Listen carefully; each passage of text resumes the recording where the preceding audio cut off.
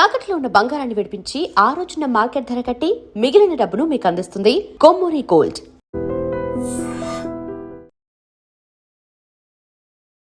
తల్లిదండ్రులకు తీవ్ర హెచ్చరిక ఈ ఇన్సిడెంట్. ఎందుకంటే స్కూల్కి పోతున్నారు కదా మా పిల్లలు, మంచిగా చదువుకుంటారు, ర్యాంకులు కొడతారు అని మాత్రమే ఆలోచించే తల్లిదండ్రులకు ఇది తీవ్ర హెచ్చరిక. ఎందుకంటే మీ పిల్లలు ఏం చేస్తున్నారు, ఎట్లా బిహేవ్ చేస్తున్నారు, ఇవన్నీ కూడా గమనించుకోకపోతే మాత్రం ఏదైనా జరగవచ్చు. అది ఏ స్కూల్ అన్నా కావచ్చు. ఎస్పెషల్లీ ప్రైవేట్ స్కూల్ అనే చాలా పెద్ద ఎత్తున పిల్లలందరినీ కూడా చేర్పిస్తారు, ఎందుకంటే బాగా మంచిగా చెప్తారు అని అనుకుంటూ ఉంటారు. కానీ కార్పొరేట్ స్కూల్లో జరిగినటువంటి ఇన్సిడెంట్ ఇది. అది కూడా శ్రీ చైతన్య స్కూల్లో జరిగింది. హైదరాబాద్ అన్నాజీగూడలో జరిగినటువంటి ఇన్సిడెంట్ అది. కళ్ళు తెరవండి ఇప్పటికైనా పేరెంట్స్ అనే హెచ్చరిక చేస్తోంది ఈ ఇన్సిడెంట్. ఈ మాట ఎందుకు చెప్తున్నాను పదే పదే అంటే, ఇమాజిన్ కూడా చేసుకోలేరు. స్కూల్కి వెళ్తోంది వాళ్ళ పాప, 10వ తరగతి. మీకు తెలుసు దగ్గర ఇంకా ఏమంటారు ఇక ఎగ్జామ్స్ కూడా దగ్గరకు వచ్చేసినాయి. సో ఫుల్ ఆఫ్ ప్రిపరేషన్లో ఉంటారు పిల్లలందరూ కూడా. అట్లనే ఈ స్కూల్లో పాఠాలు చెప్పేటటువంటి టీచర్స్ ఎవరైతే ఉంటారో పూర్తిగా ప్రతి ఒక్కరి మీద కాన్సన్ట్రేషన్ ఉంటుంది. అట్లాగే వాళ్ళ స్టడీస్ ఎట్లా నడుస్తున్నాయి, వాళ్ళు ఎట్లా చదువుతున్నారు, ఎందులో ఇంప్రూవ్మెంట్ కావాలి అని. కానీ ఒక ఫిజిక్స్ టీచర్ అన్నోజీగూడలో శ్రీ చైతన్య స్కూల్లో ఉన్నటువంటి ఒక ఫిజిక్స్ టీచర్, వాడి పేరు వచ్చేసి పర్రే మైటీన్, 27 సంవత్సరాలు, ఫిజిక్స్కి సంబంధించిన టీచర్. ఏకంగా ఒక 10వ తరగతి చదువుతున్నటువంటి ఒక బాలికని పూర్తిగా ట్రాప్ చేశాడు. అట్లాగే లైంగికంగా ఆమె మీద దాడి జరిగింది. ఇవన్నీ చాలదు అన్నట్టుగా ఏకంగా పెళ్ళే చేసుకున్నాడట ఈ బాలికని. ఎంత షాకింగ్ ఇన్సిడెంట్ ఇది.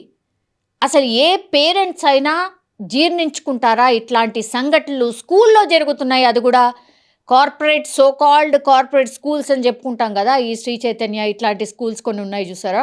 అట్లాంటి కార్పొరేట్ వ్యవస్థలోనే పిల్లలని ఇలా ట్రాప్ చేస్తున్నారు, ఇలా పెళ్ళి కూడా చేసుకుంటున్నారు అంటే ఎవరైనా నమ్ముతారా? ఇది ప్రస్తుతం అంటే పర్యవేక్షణ లేదు. విద్యా వ్యవస్థది అనుకోండి, లేకపోతే ఆ వ్యవస్థను నడుపుతున్నటువంటి యాజమాన్యది అనుకోండి, ఏ మాత్రం కూడా పర్యవేక్షణ లేదు. ఇది ఎన్ని రోజులు అవుతుందంటే 20 రోజుల క్రితమే ఈ ఘటన జరిగిందట. ఈ స్కూల్ ప్రిన్సిపాల్ దాకా ఈ విషయం ఎట్లా పోయింది అంటే, 20 రోజుల క్రితమే ఈ సంఘటన జరిగింది కాబట్టి, 20 రోజుల క్రితమే పెళ్లి చేసుకున్నాడు కాబట్టి కొంచెం ఈ బాలిక ఎవరైతే ఉన్నారో కొద్దిగా ప్రవర్తన మారినట్టుగా అనిపించిందట. ఇప్పుడు ఇంట్లో పోతుంది, వస్తున్నది, రోజు స్కూల్కి పోతుంది, వస్తుంది. కానీ ఇంట్లో ఆమె గత 20 రోజులుగా కొంచెం డిఫరెంట్గా బిహేవ్ చేయడం, తర్వాత మరి ఎట్లా బయటపడిందో తెలియదు కానీ పసుపు తాడు ఆమె మెడలో కనిపించిందట పేరెంట్స్కి. ఒక్కసారి అసలు ఆ పేరెంట్స్ మనం ఊహించుకుంటేనే ఎట్లనో అవుతుంది. పిల్ల మెడలో, 10వ తరగతి చదువుతున్న పిల్ల మెడలో పసుపు తాడు కనిపిస్తే వాళ్ళ పేరెంట్స్ యొక్క పరిస్థితి ఇమాజిన్ కూడా చేసుకోలేం. ఒక్కసారిగా పసుపు తాడు కనిపించిన తర్వాత ఇప్పుడు పిల్లల్ని గబుక్కునేమని అనడానికి కూడా లేదు. పాపం పేరెంట్స్ కూసోబెట్టి అసలు ఏంది, ఏం కథ, అసలు ఇది ఎక్కడికి వెళ్ళి వచ్చింది ఏంటి అని బాగా కూర్చోపెట్టి ఆమెని అడిగితే కానీ ఆ బాలిక చెప్పలేదట. ఇలా ఫిజిక్స్ టీచరే మ్యారేజ్ చేసుకున్నాడు నన్ను, ఇది ఎప్పుడు జరిగింది అని అంటే 20 రోజుల క్రితం జరిగింది, ఇదంతా కూడా చెప్పుకొచ్చారు. మరి ఇప్పుడు స్కూల్లో బాలిక టైమింగ్ ఏంది పేరెంట్స్కి తెలుసు. అట్లాగే స్కూల్ యాజమాన్యం ఇప్పుడు ఏం బుకాయిస్తుంది ఈ విషయం బయటకు వెళ్ళిన తర్వాత. పేరెంట్స్ పోయి పెద్ద ఎత్తున ఆందోళన చేసిరు. అసలు ఏంది ఇది, మీ స్కూల్లో ఏం జరుగుతుంది, అసలు మనుషులా లేకపోతే ఇంకోట, ఇక ఎట్లా తిడతారో మనకు అందరికీ తెలిసింది కదా. పోనీ ఏమైనా చెప్పుకోవడానికి కూడా లేదు, 10వ తరగతి చదువుతుంది బాలిక కూడా. అసలు ఏంది మీ స్కూల్లో ఏం జరుగుతోంది, అసలు ఈ ఫిజిక్స్ టీచర్ ఎవడు, ఏంది మీకేం తెలవకుండా ఎట్లుంటుంది అని అడగడం స్టార్ట్ చేస్తే యాజమాన్యం అంటుందట, లేదు ఇది స్కూల్ ప్రిమిసెస్లో జరిగింది కాదు, అసలు మాకు విషయం కూడా తెలియదు, బయట ఎక్కడో జరుగుంటుంది, మాకు సంబంధమే లేదు అంటుందట. అసలు ఆమె బయట కలిసే అవకాశం ఏడుంటుంది ఈ టీచర్లతోని? మొత్తం ఎక్కువ టైము పూర్తిగా స్కూల్లోనే ఉంటుంది. దాని తర్వాత ఇంటికే వెళ్ళిపోతుంది. ఇక వాళ్ళు ఎక్కడ కలిసే అవకాశం ఉంటుంది? ఇదంతా కూడా స్కూల్లోనే జరిగింది, అసలు మీరు ఏం చేస్తున్నారు అని నిలదీయడం స్టార్ట్ చేశారు.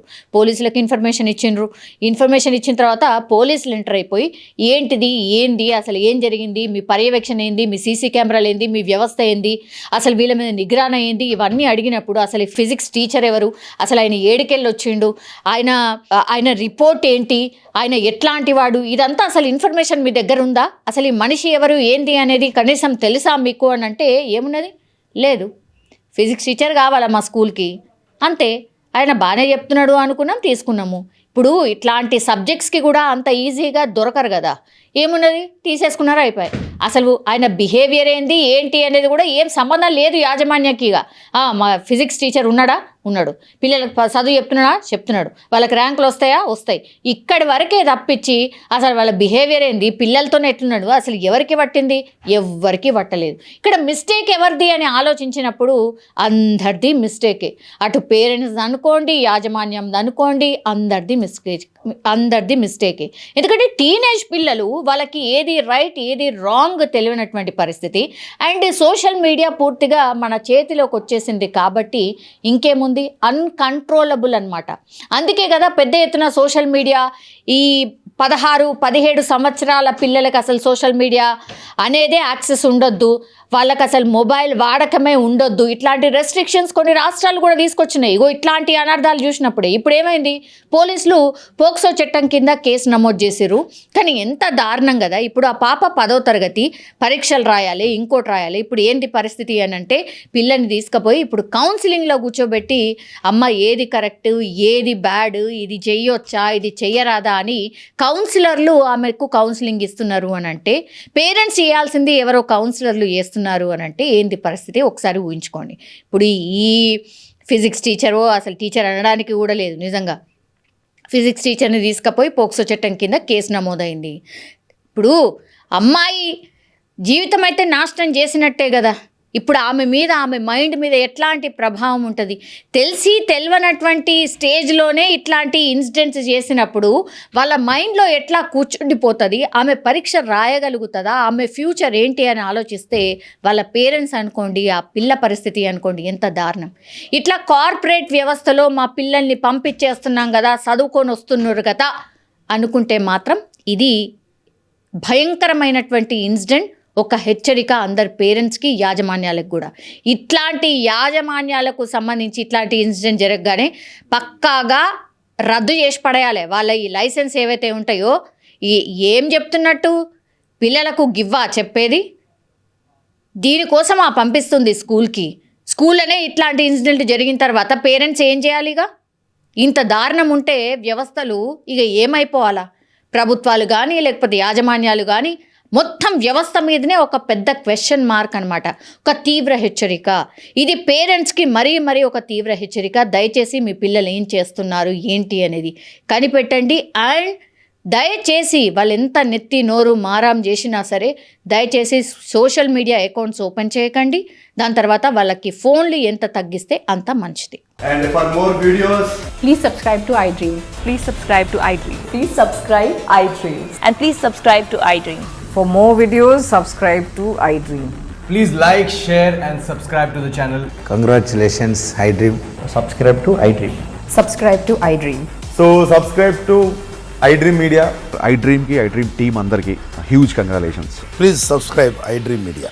Please subscribe to iDream. Subscribe iDream. Please subscribe to iDream. iDream అంటే నా కళల ఛానల్ను సబ్స్క్రైబ్ చేసుకున్న నోరు తిరుగుతలేదు, మీరైతే గంట గుర్తు కొట్టండి. For more such videos, please subscribe to iDream. Subscribe to iDream. Please subscribe to iDream. Please subscribe iDream Media. Please do subscribe to iDream. Please subscribe to iDream Media. For best entertainment and information, please subscribe iDream. And don't forget to subscribe to iDream.